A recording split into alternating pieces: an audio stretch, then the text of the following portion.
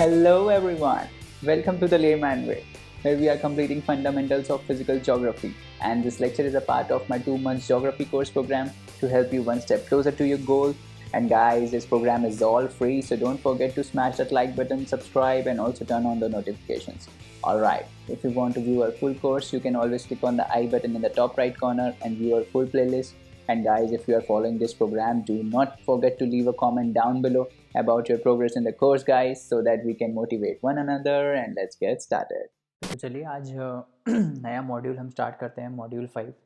Last module में हमने coral reefs को ख़त्म किया था, कोरल रीफ्स हमने मॉड्यूल 4 ख़त्म किया था, और आज हम मॉड्यूल 5 से स्टार्ट करेंगे, जहाँ पे हम एटमॉस्फेयर के बारे में सब कुछ देखेंगे कि एटमॉस्फेयर में विंड का सर्कुलेशन कैसे होता है, विंड के सर्कुलेशन की वजह से वेदर सिस्टम्स कैसे चेंज होते हैं, हमारे क्लाइमेट्स कैसे चेंज होते हैं, और विंड की ही वजह से ओशियंस के करंट्स कैसे फ्लो करते हैं, जो फाइनली कॉन्टिनेंट्स के टेम्परेचर को इन्फ्लुएंस करते हैं। तो वो सब कैसा होता है वो हम इस मॉड्यूल में देखेंगे, पूरा एटमॉस्फेयर और स्ट्रक्चर समझेंगे। तो हमारी लर्निंग्स क्या रहेंगी इस मॉड्यूल में? हम पहले एटमॉस्फेयर का स्ट्रक्चर पढ़ेंगे, कंपोजिशन पढ़ेंगे, जहाँ पे हम डिफरेंट डिफरेंट लेयर्स देखेंगे एटमॉस्फेयर की। फिर हम देखेंगे कि गैसेस का कंपोजिशन कैसा है एटमॉस्फेयर में, और टेम्परेचर कैसे वेरी करता है अक्रॉस द लेयर्स। फिर हम देखेंगे कि सोलर रेडिएशन, जो सोलर रेडिएशन आता है उससे हमारी अर्थ का हीट कैसे बैलेंस होता है। हम एक लिविंग प्लानट, हम ही एक सोलर सिस्टम में एक लिविंग प्लानट क्यों हैं, हमारे ही प्लानट में लाइफ पॉसिबल क्यों है, क्योंकि हीट बजट जो है अर्थ का वो बैलेंस रहता है, हीट बैलेंस रहती है, ना ही ज़्यादा ठंडा है ना ही ज़्यादा गर्म है। तो वो हम देखेंगे। उसके बाद हम टेम्परेचर का डिस्ट्रीब्यूशन देखेंगे कि पोल्स टू इक्वेटर कैसे टेम्परेचर वेरी करता है और कैसे वो डिस्ट्रीब्यूटेड है। उसके बाद हम एटमॉस्फेरिक सर्कुलेशन देखेंगे, जिसमें हम 3 सेल्स के बारे में पढ़ेंगे, जिसको हम बोलते हैं पोलर सेल्स, फेरल सेल्स और हार्डले सेल्स। उसमें हम देखेंगे कि अर्थ का विंड का सर्कुलेशन कैसे होता है। उसके बाद हम वेदर सिस्टम्स पढ़ेंगे कि भाई वेदर कैसे चेंज होता है over the period of time, है ना। वेदर बोलते किसको हैं, क्लाइमेट किसको बोलते हैं। उसके बाद हम एल नीनो पढ़ेंगे, ला नीना पढ़ेंगे, ये सब पढ़ेंगे। उसके बाद हम फ्रंट्स पढ़ेंगे कि जो साइक्लोन्स बनते हैं वो कैसे बनते हैं, उनके फ्रंट्स कैसे होते हैं, फ्रंट्स होते क्या हैं, है ना। और फिर हम साइक्लोन्स को पढ़ के इस मॉड्यूल को एंड करेंगे। तो काफ़ी इंपॉर्टेंट है ये भी मॉड्यूल, 2 मॉड्यूल बहुत ज़्यादा इंपॉर्टेंट है, एक लैंड फॉर्म्स और ये दूसरा एटमॉस्फेयर सर्कुलेशन, बहुत क्वेश्चंस बनते हैं। तो चलिए आगे स्टार्ट करते हैं फिर अपने लेक्चर्स के साथ, है ना। तो सबसे पहले हम एटमॉस्फेयर का स्ट्रक्चर पढ़ते हैं कि जो अर्थ का एटमॉस्फेयर है वो कैसे किन किन चीज़ों में डिवाइडेड है। तो कुछ कुछ लेयर्स हैं, एक एक करके हम पढ़ेंगे कि एटमॉस्फेयर। सबसे पहले हम देखते हैं कि एटमॉस्फेयर है क्या, व्हाट इज़ एटमॉस्फेयर। तो याद है जब पहले मैं इनिशियली जब हमने एकदम स्टार्ट किया था तो हमने देखा था कि अर्थ बना कैसे एक्चुअली में, और अर्थ का बेसिकली प्लैनेट्स कैसे बने। फिर हमने ये देखा था कि गैसेस जो हैं हाइड्रोजन हीलियम की वो कंडेंस हुई थी और उसने प्राइमोर्डियल एटमॉस्फेयर बनाया था, है ना। तो जब वो फिर हमने देखा था कि वाटर वेपर बना, वाटर वेपर से रेनफॉल आई, फिर कार्बन डाइऑक्साइड से मिलके उसने कार्बोनिक एसिड बना दिया था, फिर उसने और टेम्परेचर डाउन किया था अर्थ का, ये सब हमने देखा था। तो बेसिकली एटमॉस्फेयर है क्या, एटमॉस्फेयर में गैसेज हैं, गैसेज में हमारा कार्बन डाइऑक्साइड है, ऑक्सीजन है, नाइट्रोजन है, आर्गन है ना, हीलियम है, नियॉन है, ये सब गैसेज हैं। वाटर वेपर है हमारा, और डस्ट पार्टिकल्स हैं, यही सब मिल के हमारा एटमॉस्फेयर बनता है ना। तो इन तीनों का कंपोजिशन है atmosphere, gases, water vapour and dust particles. इन तीनों चीज़ों से मिलके क्या बनता है हमारा एटमॉस्फेयर। तो सबसे वाइटल जो गैस है हमारे रहने के लिए वो क्या है, ऑक्सीजन है। ऑल्दो ऑक्सीजन जो है वो सबसे ज़्यादा गैस नहीं है, ये आपको याद करना पड़ेगा कि गैसेस का कंपोजिशन कौन कौन सा है। पहले एटलीस्ट 4 तो याद रखो कि सबसे ज़्यादा नाइट्रोजन है, फिर ऑक्सीजन है गैसेस में, फिर आर्गन है, और फिर कार्बन डाइऑक्साइड है। तो सबसे ज़्यादा कौन सी गैस है, 70%, बचपन से पढ़ते आ रहे हैं, 70% से ऊपर नाइट्रोजन है, तो 70 एग्जैक्ट वॉल्यूम इसका 78% है, ठीक है। उसके बाद 20% हमारा ऑक्सीजन है, 0.9% आर्गन है, and then comes carbon dioxide. तो पहले 4 याद रखना कि पहली 4 गैसेस का ऑर्डर क्या है, सबसे ज़्यादा नाइट्रोजन, ऑक्सीजन, आर्गन और फिर कार्बन डाइऑक्साइड। तो जो ऑक्सीजन है वो हमारी 120 किलोमीटर्स तक ही मिलती है, उसके बाद ऑक्सीजन नहीं है ना। उसके बाद ऑक्सीजन नहीं रहता है, 120 किलोमीटर्स तक ही ऑक्सीजन रहता है। कार्बन डाइऑक्साइड और वाटर वेपर की बात करें तो वो 90 किलोमीटर के बाद ही नहीं मिलता है आपको, 90 किलोमीटर तक कार्बन डाइऑक्साइड और वाटर, 120 किलोमीटर तक आपको ऑक्सीजन मिलती है, ठीक है।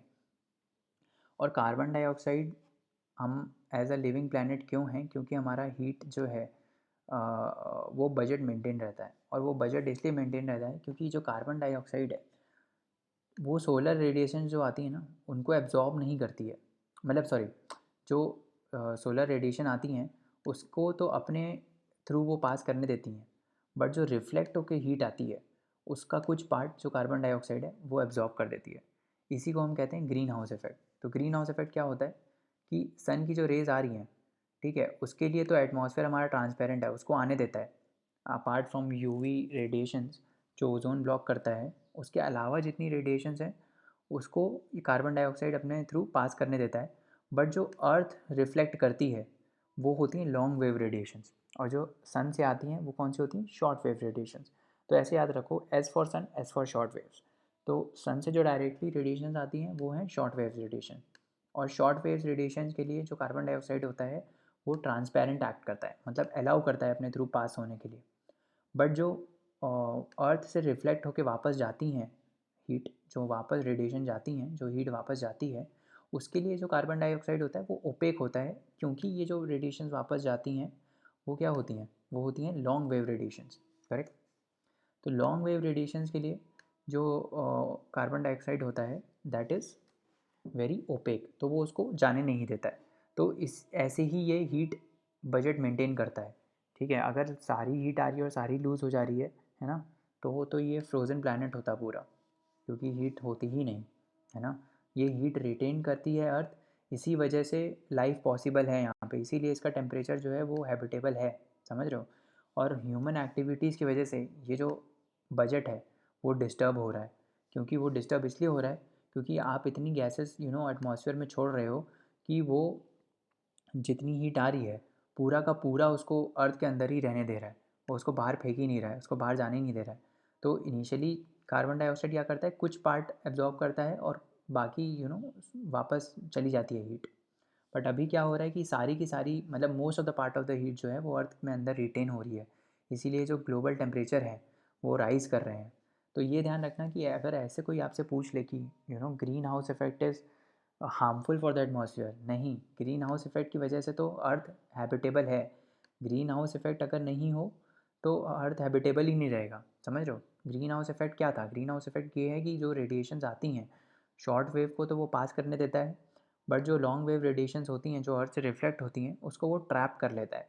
तो इस वजह से हीट मेंटेन रहती है अर्थ में, ये ना हो तो अर्थ हैबिटेबल रहेगा ही नहीं। तो greenhouse effect solely is not responsible for raising the temperature. वो तो हमारी ह्यूमन एक्टिविटीज़ हैं जिसकी वजह से हम इतनी गैसेस छोड़ रहे हैं एटमॉस्फेयर में, जो ज़्यादा से ज़्यादा ये पार्ट एब्जॉर्ब कर ले रही है, समझ रहे हो। तो वो जो है वो हीट बढ़ा रही है बेसिकली, किसकी, जैसे मीथेन है, मीथेन हो गई, ये सब जो गैसेस हैं वो हीट बढ़ा रही हैं एटमॉस्फेयर की, ज़्यादा से ज़्यादा रिटेन कर रही हैं हीट। तो इसी वजह से ग्लोबल टेम्परेचर जो हैं वो राइज़ कर रहे हैं, समझ आ रहा है। अब अगर हम अब ओजोन हमको कहाँ तक मिलती है, तो नॉर्मल लेयर्स का डिस्ट्रीब्यूशन देख लेते हैं कि सबसे नीचे होती है ट्रोपोस्फेयर, उसके ऊपर आती है स्ट्रेटोस्फेयर, उसके बाद आती है मीजोस्फेयर, उसके बाद आती है थर्मोस्फेयर, और उसके बाद आती है क्या, एक्सोस्फेयर।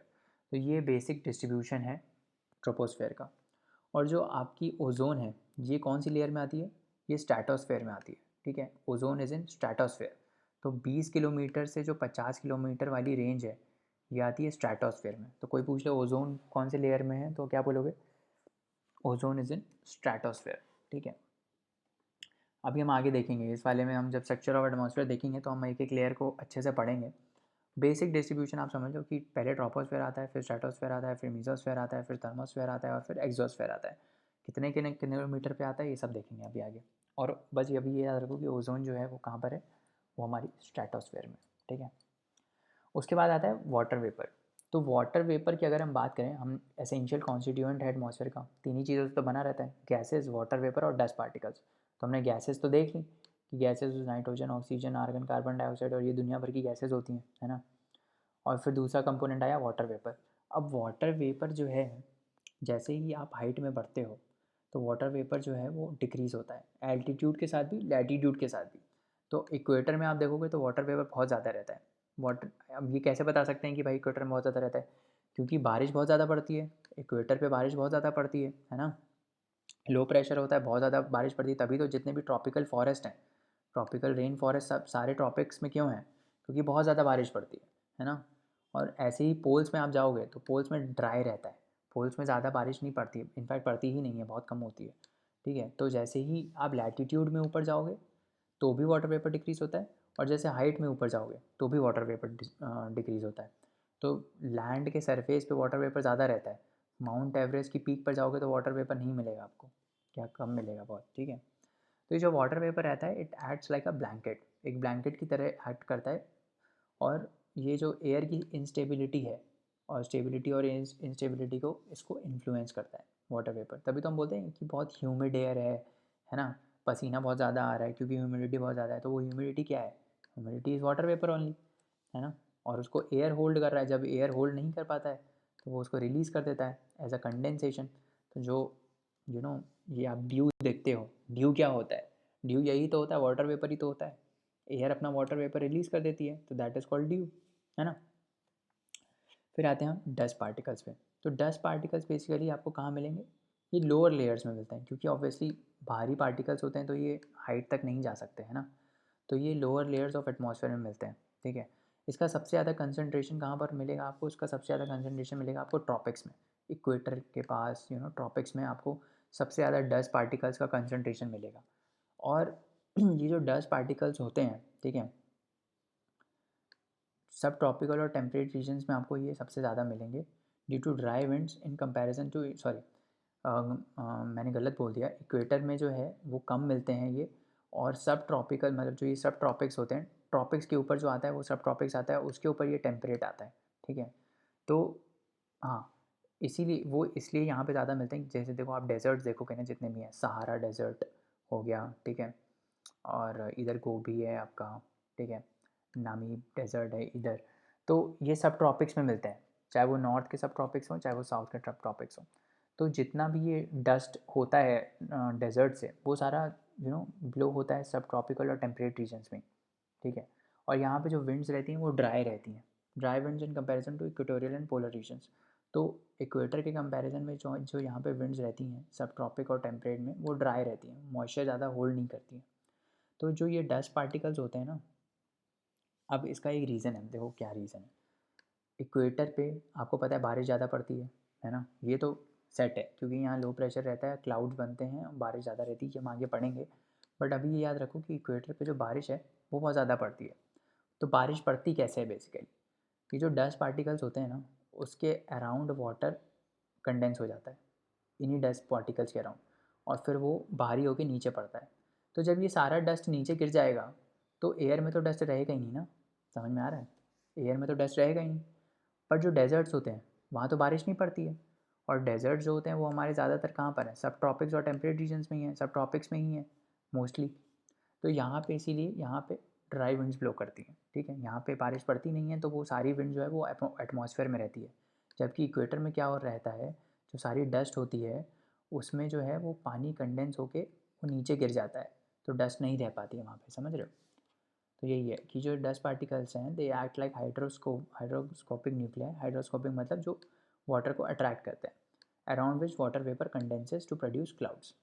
तो ये जो जितनी भी डस्ट है उसके अराउंड जो वाटर वेपर है वो कंडेंस होकर बड़े बड़े क्लाउड्स बना देता है, और finally dust falls as rain, और वो फिर जो डस्ट है वो नीचे गिर जाती है, तो इसीलिए एटमॉस्फेयर में डस्ट नहीं रहती है, समझ रहे हो, इस टाइप से रहता है। तो चलिए दोस्तों, आज के लिए इतना रहने देते हैं, नेक्स्ट लेक्चर में और कंसेप्ट्स को पढ़ेंगे। जाने से पहले लाइक शेयर सब्सक्राइब ज़रूर करें, अपने दोस्तों को रिकमेंड करें। अपनी क्वेरीज़ आप हमको queries@thelaymanway.com पे भेज सकते हैं, जहाँ पे हम आपका रिप्लाई इंस्टेंटली करेंगे। और पढ़ते रहिए, हार्ड वर्क करते रहिए, है ना। अगले लेक्चर में मिलते हैं। Thank you, bye bye, take care.